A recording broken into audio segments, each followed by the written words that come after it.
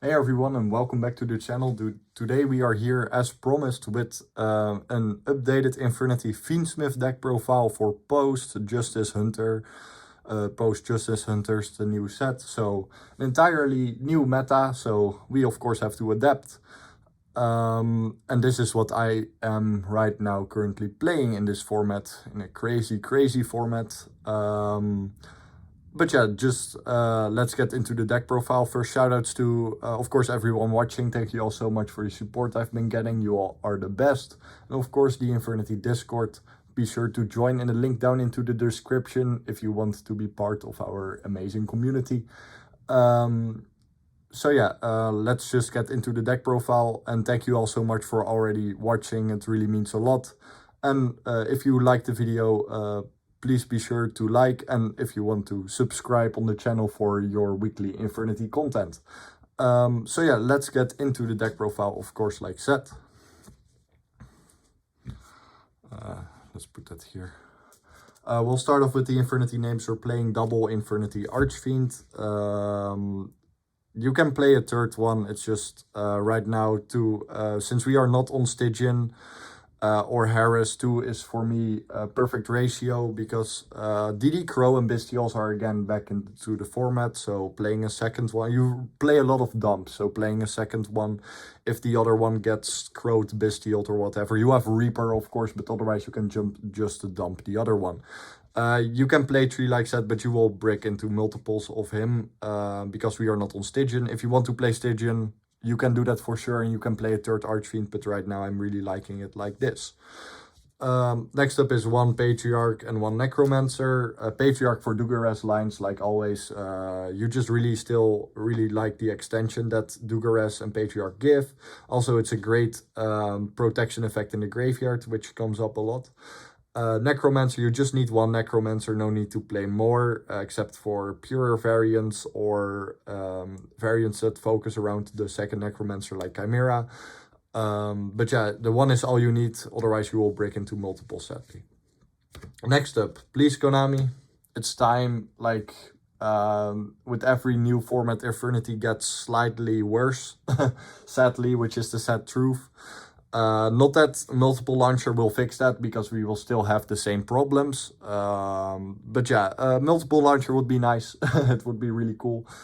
So that pure variants are more viable, and of course this would also be boosted. But again, like I said, multiple launcher will not fix our problems.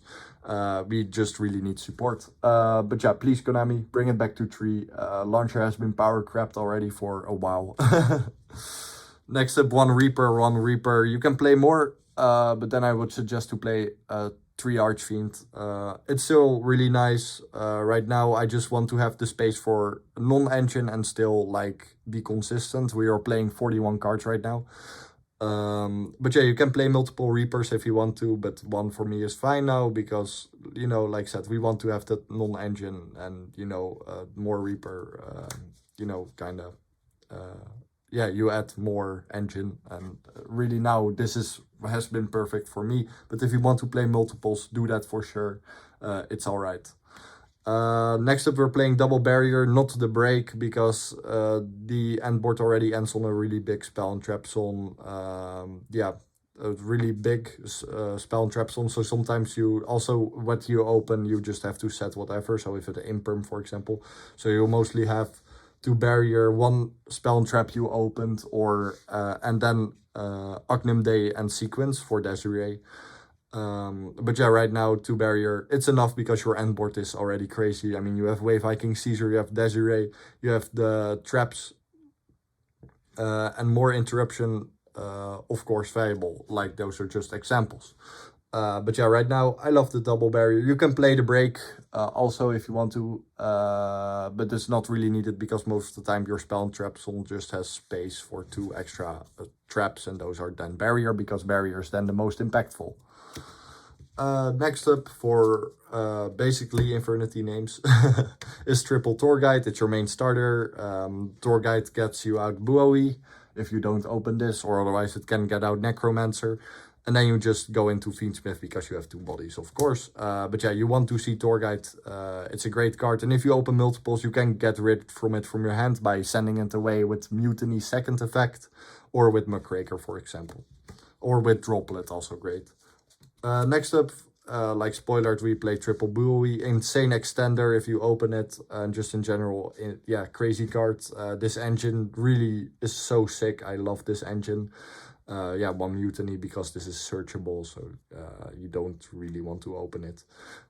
You'll just search it with Buoy. So if Buoy, in whichever case, hits the graveyard, then you can search the fusion spell, which is insane. Yeah, this is a great engine. Play this for sure in this variant. Next up is 1 Charvara, you know, for Enchained Lines. Draw still exists, so you want that. Also, Rage on your end board is really nice. And it's a level 6 Fiend, which means you can make Caesar really good.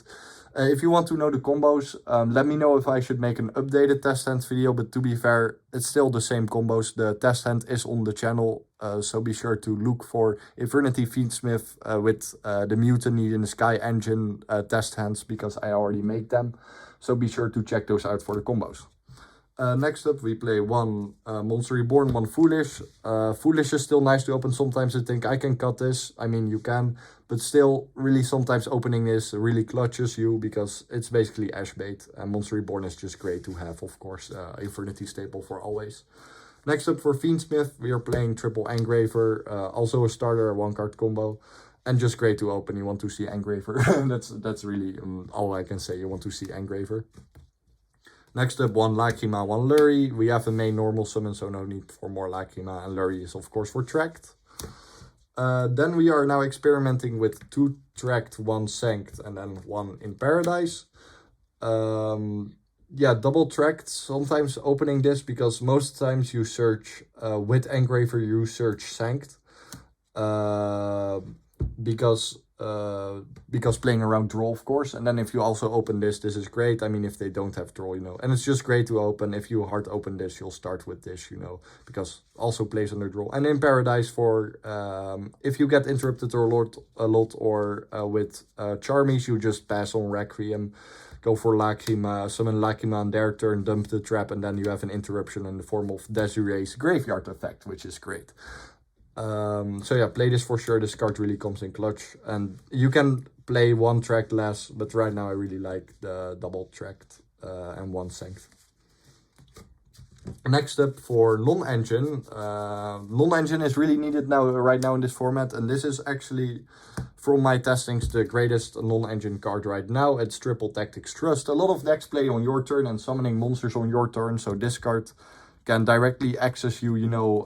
You can access Foolish, Monster Reborn, even Mutiny in the Sky, Return of the Reaper. Like, you can search an extender or, you know, search non-engine with it, which is great. Great going second, and now also, it already was great going first, but now it's just even better. It's an insane card right now. Play it for sure. Next up, we're playing Triple Salesman. Salesman still, yeah, for certain hand traps, but it is even better now. Because Call Holy Sue or Izuna is great. The Draco Tail guy, whatever its name is. So you bait their cards, which is great. And just against certain hand traps like Droll, Nibiru, still great cards. Even sometimes you want to call Ash Blossom with this. Salesman is a great card for sure. Play it for sure. Next up we have 1 Talent. And then also 1 Called By. I mean, always play these. The best one of non-engine cards for sure for us. And Talents searchable with Trust, of course. And next up we're playing Triple Droplet. Keep Droplet now also in going first versus Vanquish, K9 versus Draco Tail. It's really great. And otherwise, if you get Charmed, you can just set this as interruption on their turn. Yeah, Droplet is crazy good. Especially in this variant, because it has so much synergy with this. Discarding this with Droplet is one of like the best feelings ever. But yeah, play Droplet for sure. You can also play Dark Ruler, but Droplet has been more better for me right now. Next up, of course, like always, Triple Imperm. Imperm is Imperm. If you get Charmed, you can search it with Trust and just set it on your board, you know. yeah, Imperm is Imperm. Always play it in Infernity. It's our go-to hand trap. And if we ever get support, please Konami, and we are pure, we can play Impulse, because now we need to play Fiendsmith, and those are not Dark Fiends. Next up for the extra deck, we play one Lose the Dusk's Dark. Insane going second, and Insane versus Nibiru Bestials, because if you get Bestials or Nibiru, or even crazier with Izuna Holy Su, they have a card on their field, you make this, then you pop their card, you have a insane beat stick and a great protector on your board, and another Fiend Dump. This card really comes up a lot. On first instance, when I saw this, I was like, it's okay, gimmicky, but this card is actually insane. Play this. Really good dump. Next up, one Desiree. You have the space to make Desiree, and now you can, with the Mutiny engine, consistently make Desiree and Aerial Eater on the same turn, which is great. Desiree is a great endboard piece, and of course, combined with the Fiendsmith trap, also a great interruption versus if you get Charmed, you know, you don't want to summon that much from the extra deck. And Aerial Eater is Aerial Eater. Always play this in Infernity Fiendsmith, because it will dump your Infernity names, and it's a level 6 Fiend to make Wave Hiking Caesar. Next up, we are playing one Caesar, because Caesar is Caesar, great endboard piece. And of course, you can easily make this with Aerial Eater, Sharvara, Engraver. Yeah, play this. This is one of the best endboard pieces ever, because a double summon negate is pretty insane. Next up, we're playing one Dugares. Of course, if you don't play Dugares, then don't play Patriarch, and the same way otherwise around. But play this. This is really good with Patriarch for the extra extension that it gives. Yeah, check the test hands. Next up is Abao. Abao, also great extender, and just, you know, really funny going second. Or if it's your turn again, you can draw into multiple cards. This card is crazy. Yeah, also always play it. And, you know, it's a more Fiend extra deck and Fiend main deck. You only play like 2 non-Fiends, because Muckraker is so good right now in this variant. Always has been in this variant, because you mostly play just a Fiend extra deck. About great card played for sure. Next up, we are playing one Agnum Day. Let's just grab all the Fiendsmith stuff. Sequence, Moon, Requiem. Yeah, this always play these three. Always play these three. And because we can play Desiree here in this variant, play Agnum Day. Because Agnum Day is a great OTK enabler. And just a really good card in general. Always comes up. And just a link tree to climb if you want to link climb. So yeah, an Aerial Eater and a Wave Hike is like always when you're making an Infernity Fiendsmith deck. These should be the first 5 cards to be in your extra deck, you know. Then for the rest of the extra deck, we're playing one Soul of Rage, insane endboard piece, and easy makeable, because we play Yama, of course, and then Yama Search Sharvara, and its effect in graveyard is just crazy, because if a card you control is destroyed, banish Yama, revive a Fiend. Yeah, so Yama engrave Sharvara, pop something on your board, summon Sharvara, then Yama effect to revive Archfiend, Necromancer, or even sometimes a level 6 Fiend to make Caesar if you haven't made Caesar by then. Yeah, great cards. Next up, like spoilered, one Muckraker. Muckraker is one of the insane revivers in this, because most of your extra deck is Fiend, 2 only, and I have those in my hand right now. But yeah, Muckraker is crazy. Player for sure, a great board protector, and just in general great reviver that really comes up a lot if you get hand trapped a lot. Next up, one Cross Sheep. This makes Engraver 1-card combo, and just in general really good extender that comes up a lot. Yeah, just great. With you play a lot of fusions, you play 3, so Cross Sheep will always be live, you know. And then lastly, one SP that you make with Rage, and otherwise just great going second, you know. SP is SP. Next up for side deck. Side is like the most of stuff is still the same. It's mostly non-engine that changes post Justice Hunters, because, you know, all these kind of decks you have to prepare for. And guess which deck is still around? Malice. So play Lancia till Malice is gone. Please ban list, you can fix this. And then also please bring Tree Launcher. But yeah, triple lands. keep playing Lancia. But if you only play at locals, you know, it depends on how much you see Malice, and Malice is still played in my locals. So Lancia will keep being in my side deck for a while. Next up, we are playing double Lightning Storm, 1 Duster, just great cards, searchable with trust. Yeah, really good board breakers. If they start playing on your turn, you sometimes can even play main Lightning Storm, because, you know, then it's unexpected, like the Spanish Inquisition. But yeah, great cards going second for sure. I would never, they are almost every format, they are good. Next up is a new inclusion, and that is Book of Eclipse. Book of Eclipse is just great for me for so many decks. It's good against Vanquish K9, it's good against Yummy, it's good against Fiendsmith decks, it's good against Malice. It's really good right now. Only versus Draco Tail it's really not, but you even side this going first, depending on which deck you're playing versus, because if you get Charmed, you open this, then, you know, just, you know, set your back row. Book of Eclipse, great card right now, and has been really good in my testings. Also a card I'm really glad, this is probably one of my favorite board breakers, and that's Evenly Matched, also unexpected. And just really great for against Yumi, you know, bait the Herald, or versus other decks, you know, sometimes they don't even make something that negate evenly, so then it's just a free win.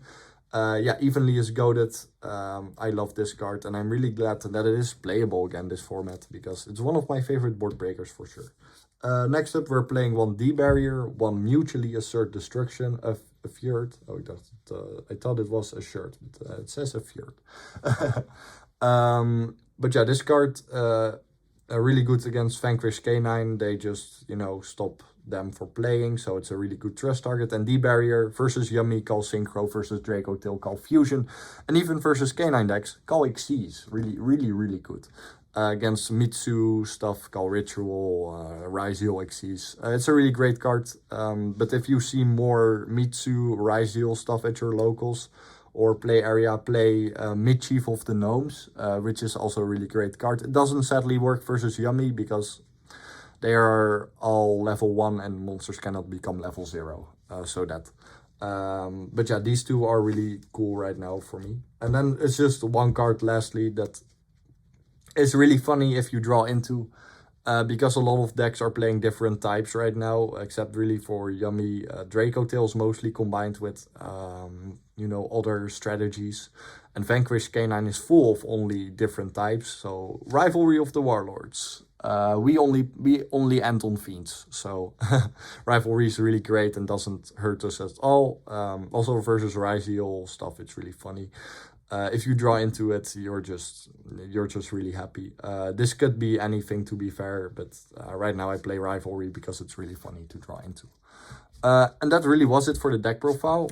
Yeah, I hope you all enjoyed the profile. I hope I explained everything very well. And if not, let me know in the comments down below if you have any more questions. And of course, commenting is always nice, you know. I always love the feedback. But yeah, thank you so much for watching. Thank you so much for the support. Tomorrow, new video, probably the second video for the Infernity Chronicles series.